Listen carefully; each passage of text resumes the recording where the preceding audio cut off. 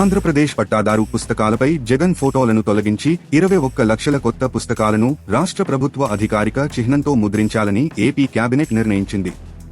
రాష్ట్రంలో భూమి హద్దులు నిర్ణయించేందుకు 77 లక్షల సర్వే రాళ్లపై వేసిన జగన్ ఫోటోలు తొలగించాలని నిర్ణయించారు. దీంతో పాటు వివాదాస్పద భూములు 22A భూముల రిజిస్ట్రేషన్ నిలిపివేయాలని నిర్ణయించారు. కొత్తగా 2774 రేషన్ దుకాణాలు ఏర్పాటు చేయడంతో పాటు ఈ పోస్ మిషన్ల కొనుగోలుకు 11 కోట్లు విడుదల చేశారు.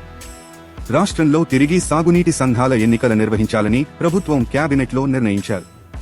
ముఖ్యమంత్రి కార్యాలయం, సీఎంఓ, మంత్రుల పేషీల్లో పలు పోస్టుల భర్తీ చేయాలని నిర్ణయించారు. సీఎం కార్యాలయం, సీఎంఓలో 71 పోస్టులు, మంత్రుల పేషీల్లో 96 పోస్టులను భర్తీకి కేబినెట్ ఆమోదం తెలిపింది.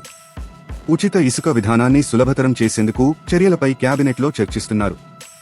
జగన్ ప్రభుత్వంలో తీసుకొచ్చిన రివర్స్ టెండరింగ్ విధానం రద్దు చేసి పాత విధానంలో టెండర్లను పిలిచేందుకు కేబినెట్ ఆమోదం ముద్ర వేసింది. పోలవరం ఎడమ కాల్వ పునరుద్ధరణ పనులు ప్రారంభించడంతో పాటు మేఘా సంస్థతోనే వాటిని చేపట్టేందుకు కేబినెట్ ఆమోదం తెలిపింది. అబ్కారీ వ్యవస్థను పునర్వ్యవస్థీకరించడంతో పాటు సబ్రద్దు నిర్ణయానికి కేబినెట్ ఆమోదం తెలిపింది.